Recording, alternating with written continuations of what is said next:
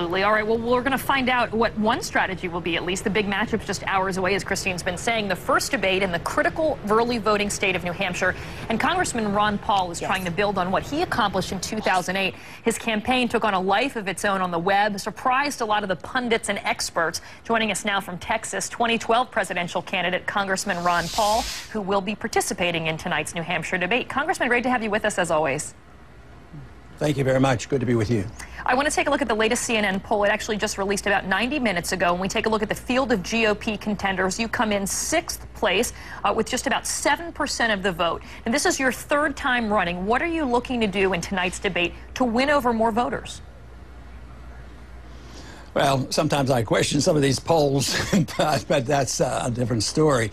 But no, I don't change strategy. I just keep doing the same thing, and it's always been building. Certainly, there was an explosion of interest in what I've been doing for 30 years, 4 years ago in the last campaign, and it's continued. The momentum has continued. So I think I just have to continue to do what I'm doing and have been doing, because the country has finally awakened and found out that what we've been doing is wrong. And I've been warning people about the deficit, warning about the stupid foreign policy and the wars that we continue to fight, the silliness of printing money when we need it, and people are starting to wake up and they say, yeah, that makes a whole lot of sense. And this is what I've been talking about for a long time. So I would say I'm not adapting to the status quo as much as challenging the status quo, and the status quo right now is moving in my direction, is moving rapidly. So our campaign's pretty optimistic about what's happening. Right. I mean, you know, when you bring up the point, in a lot of ways, it really should be your time, because these issues that you've talked about, and I remember interviewing you back in 2008 about cutting spending, cutting the debt, shrinking government,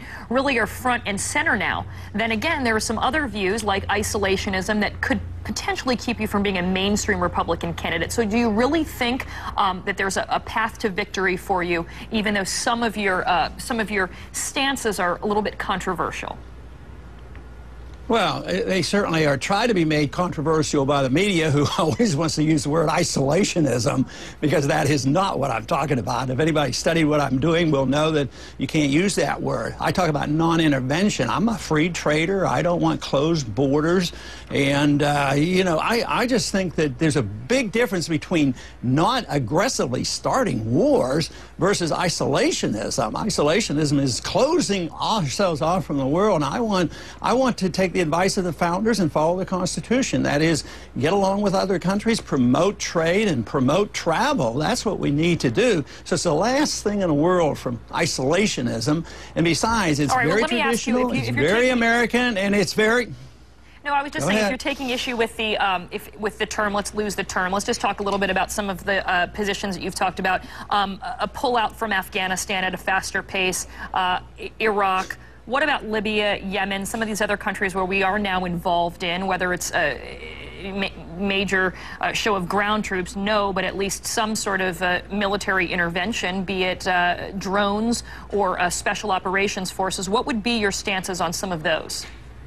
Well, what it's been for a long time, just come home and quit that. And the majority of American people are saying that. They're sick and tired of a 10-year war. And now that bin Laden's killed, especially now, just come home. I mean, the foolishness of going into Iraq and now under UN orders and no permission from the Congress, going into Libya, starting another battle in Yemen, in Somalia, Pakistan, Iraq, Afghanistan.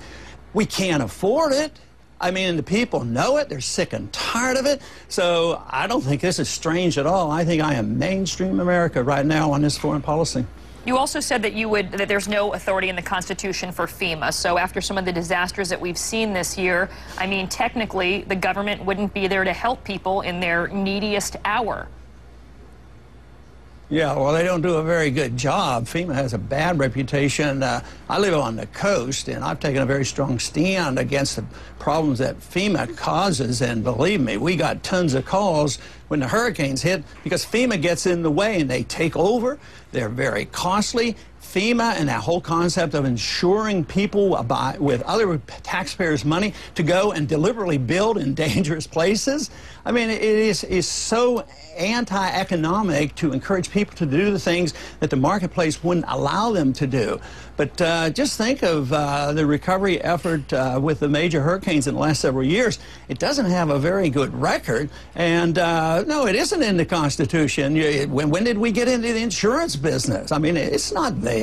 How do you, and since they do such a lousy job, and FEMA, let me finish. And FEMA is also about $18 billion in debt, so it's not a very successful organization. Taking the challenges perhaps of the organization itself aside, could you see yourself as President Ron Paul standing there saying, I'm so sorry that your entire town of, let's say, Joplin, Missouri is wiped away, but the federal government really can't do anything for you? Well, I think following the law, and I think that's a little bit presumptuous on forming a question like that. No, we try to make things work, but the whole thing is if they paid into and as part of the system, but long-term and philosophically, it's not a good idea. But so much of what we do in Washington is not a good idea, but you try to make it work the best you can, and maybe somebody like myself who's a strict fiscal conservative might be able to manage some of these things a little bit better until we decide that it is not the proper role of government. Now, it is in this stuff, you know, like, oh, you're not for the welfare state, so you don't care about poor people, you don't care about medical care. It's such you know, challenge. It just that doesn't make any sense. All right. Well, I know you're gearing up for the debate tonight. It was great to get some of your thoughts this morning. Congressman Ron Paul, 2012 presidential candidate from Clute, Texas this morning. We'll be watching you tonight, so thanks so much for joining us. Okay. And of course, we have the first major debate of the election live for you tonight, beginning at 8 o'clock Eastern, right here on CNN.